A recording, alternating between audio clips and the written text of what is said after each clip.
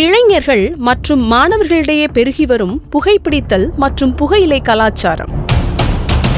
முற்றுப்புள்ளி வைக்க நடவடிக்கை எடுக்குமா அரசு? உலக புகையிலை ஒழிப்பு தின சிறப்பு பார்வை. புகைப்பிடித்தல் மற்றும் புகையிலை பயன்பாட்டின் தீங்கு விளைவிக்கும் விளைவுகள் குறித்த விழிப்புணர்வை ஏற்படுத்துவதற்காக ஒவ்வொரு ஆண்டும் மே 31 அன்று உலக புகையிலை எதிர்ப்பு தினம் உலக அளவில் அனுசரிக்கப்படுகிறது. கடந்த காலங்களில் 40 வயதிற்கு மேற்பட்டோர்தான் போதை பழக்கத்திற்கு அடிமையாக்கப்பட்டு இருந்தனர். சமீப காலமாக நாட்டின் எதிர்கால தூண்களாக கருதப்படும் இளைஞர்களும் மாணவர்களும் போதை பழக்கத்தால் சிறு வயதிலேயே பல்வேறு உடல் உபாதைகளுக்கு ஆளாகி தங்கள் வாழ்நாட்களை குறைத்து வருகின்றனர். பள்ளிக்கு போகக்கூடிய பசங்க கூட, சின்ன பசங்க கூட நமக்கு ரொம்ப வருத்தமா இருக்குது. அந்த பசங்க சிகரெட்டு வாங்கி வீடியோ வாங்கி வச்சுட்டு ரொம்ப ஸ்டைலா, அதுதான் அவங்களுடைய பெரிய ஒரு ஸ்டேட்டஸா நினைக்கிறாங்க. அதிலும் இளைஞர்கள் போதை பழக்கத்துக்கு அடிமையாவதால் அவர்களது எதிர்கால வாழ்க்கை பாதிக்கப்படுகிறது. புகைப்பிடித்தால் புற்றுநோய் உண்டாகும் என்ற வார்த்தை அளவில் உள்ள வாக்கியம் வடிவம் பெறாமல் சிகரெட் அட்டையில் மட்டுமே சிறிதாக ஒளிந்து கொண்டு உள்ளது. சினிமா பிரபலங்கள், உறவினர்கள், அக்கம் பக்கத்தினர் போன்றவர்கள் சிகரெட் பிடிப்பதை பார்த்து இன்றைய இளம் தலைமுறையினர் சிகரெட் பிடிக்கும் பழக்கத்திற்கு ஆளாகி விடுகின்றனர். மேலும் சில சினிமாக்களில் காண்பிப்பதை தங்களுடைய வாழ்க்கையிலும் நடைமுறைப்படுத்தி ஒரு கையில் டீ மற்றொரு கையில் சிகரெட் பிடித்தபடி டீ குடிப்பதும் புகைப்பிடிப்பதுமாக மாறி மாறி தங்களுடைய உடல் நலத்திற்கு கேடு விளைவித்து வருகின்றனர். மனுஷன் ஒரு நாளைக்கு 20 சிகரெட் வச்சு 20 வருடம் ஸ்மோக் பண்ணாலே அவருடைய வாழ்நாளையில் ஒரு 10 to 12 வருடங்களை இழக்கிற அளவுக்கு அவருக்கு அந்த மூச்சு திணறல் வர ஆரம்பிச்சோம். அது என்னதான் நம்ம முயற்சி பண்ணாலும் அந்த நோயை நம்ம குணப்படுத்த முடியாது. அதனுடைய வீரியத்தை வேணால் கட்டுப்படுத்தலாம். ஏன்னா அந்த நிக்கோட்டின், அந்த சிகரெட், அந்த புகையில் வரக்கூடிய அந்த நிக்கோட்டின் அப்படிங்கிற அந்த துகள் நம்ம நுரையீரலுடைய எலாஸ்டிக் தன்மையை இழக்க வைத்து அந்த நுரையீரல் விரிஞ்சு சொல்லக்கூடிய தன்மையை இழக்க வச்சோம்.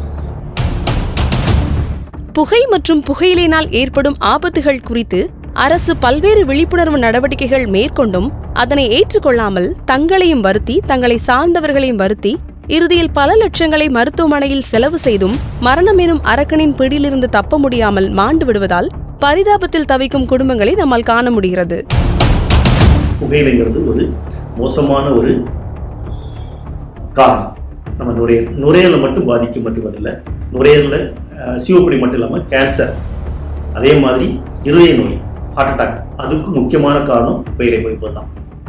ஸ்ட்ரோக்னு சொல்லுவாங்க, பக்கவாதம், அதுவும் அந்த அத்திரோஸ்க்ளரோசிஸ், மூளையில் போகக்கூடிய அந்த இரத்த ஓட்டங்களை பாதிக்கிறதுக்கு அந்த அத்திரோஸ்க்ளரோசிஸ்க்கும் முக்கியமான ஒரு காரணம் ஸ்மோக்கிங் தான். சிகரெட், ஸ்மோக்கிங், டொபாக்கோ சீவிங், இதுதான் முக்கியமான காரணம். ஸோ இதை மாதிரி நிறைய காரணங்கள், கால் நடக்க முடியாமல் காலில் வரக்கூடிய இரத்த ஓட்டங்கள், பெரிவல் ஆர்ட் டிசீஸ் சொல்லுவாங்க, காலில் புண்ணு, நாள்பட்ட புண்ணு நடக்க முடியாமல் வரக்கூடிய பெரிவல் ஆர்ட் டிசீஸ், அதுக்கும் முக்கியமான காரணம் அந்த ஸ்மோக்கிங் புகையிலை. சிறு பருவத்தில் விளையாட்டாக தொடங்கும் சில தீய பழக்க வழக்கங்கள் இறுதியில் வினையாக மாறி வாழ வேண்டும் என்று நினைக்கும் நேரத்தில் ஆரோக்கியமாக வாழ முடியாமல் அவதிப்படும் சூழ்நிலை உருவாகிறது. புத்தியை தடுமாற செய்யும் ஒருவித கிறக்கமே போதை. அதை சுகமாக கருதி நாடுபவர்கள் வாழ்வை தொலைத்து விடுகிறார்கள். சமுதாயத்தில் போதைப் பொருட்களும் அதன் பயன்பாடும் வேறறுக்க முடியாத ஆலமர விருட்சமாய் வளர்ந்து வருகின்றன. இதில் இளைஞர்கள் முதல் முதியவர்கள் வரை போதை பழக்கத்திற்கு அடிமையாகி சீரழிந்து வருகின்றனர். தமிழகத்தில் இருக்கக்கூடிய மாவட்டங்களில் முன்னணி மாவட்டங்களாக சென்னை, கோயம்புத்தூர், திருவாரூர், அதற்கு அடுத்தபடியாக கன்னியாகுமரி மாவட்டம் மிக கொடூரமான அதிகமான புற்றுநோய் நோயாளிகளை கொண்டு இருக்கிறது. ஒரு ஆய்வை எடுத்துக்கொண்டு பார்த்தபோது 2018 ஆண்டு நம்முடைய கன்னியாகுமரி மாவட்டம் 1,00,000 பேரில் 116 பேர் புற்றுநோயால் பாதிக்கப்பட்டதாக புள்ளி விவர குறிப்பு தெரிவிக்கின்றது. புகையிலையில் பல வகைகள் இருந்தாலும் வாயில் மெல்லும் வகை புகையிலையினால்தான் வாய் மற்றும் தொண்டை பகுதிகளில் புற்றுநோய் ஏற்படுகிறது.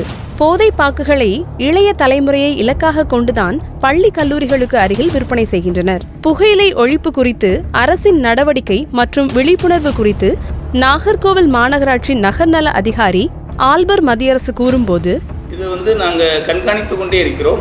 ஏற்கனவே இந்த கூலிப்பு வந்து நாங்கள் ஒரு கடையில் எங்களுக்கு கிடைச்சிது, ஒரு 1/2 கிலோ கிடைச்சிது.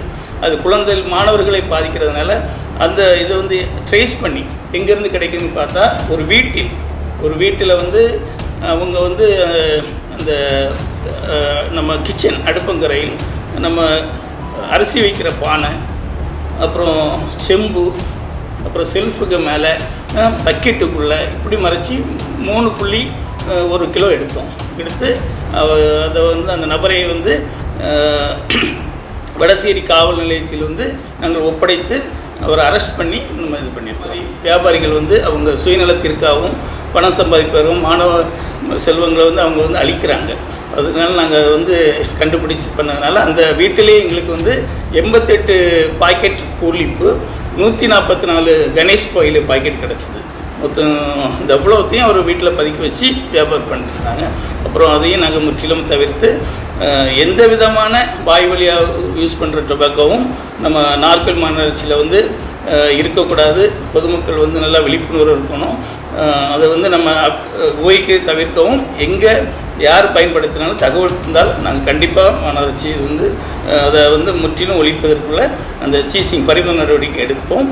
அந்த மாதிரி இதுக்கு வந்து எங்களுக்கு கூட வந்து உணவு பாதுகாப்புத்துறையும் எங்களுக்கு ஒத்துழைப்பு கொடுத்துட்ருக்குறாங்க. போதை பழக்க வழக்கங்களை நமக்குள் கொண்டு வராமல் மன கட்டுப்பாட்டுடன் இருந்து ஆரோக்கியமான சமுதாயத்தை படைக்க அனைவரும் முன்வர வேண்டும். போதைப் பொருள் உங்கள் உடல்நலனை மட்டுமல்ல, உங்கள் குடும்பத்தோட நலனையும் நாட்டோட நலனையும் சேர்த்தே கெடுக்கும். எங்கேயும் எப்போதும் எல்லோருக்கும் எனக்கு வேண்டாம், நமக்கு வேண்டாம்.